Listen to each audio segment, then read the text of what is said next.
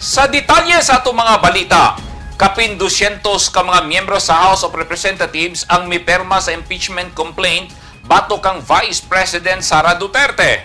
Sa plenary session karong adlaw Pebrero 5, 215 sa 305 ka mga miyembro sa Kongreso ang misuporta sa bagong reklamo batok kang Duterte diin gibatikos ang paggasto sa confidential funds.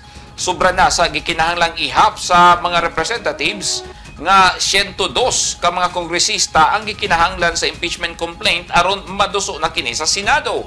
Una nang gilimod sa Vice Presidente ang mga aligasyon batok kaniya o gibatikos niini nga adunay kalabutan sa politika ang tanan. Ilawom sa Section 16 Rule 6 sa Rules of Procedures sa impeachment proceedings, adunay mga miyembro sa Kongreso ang magsilbing prosecutors sa impeachment trial.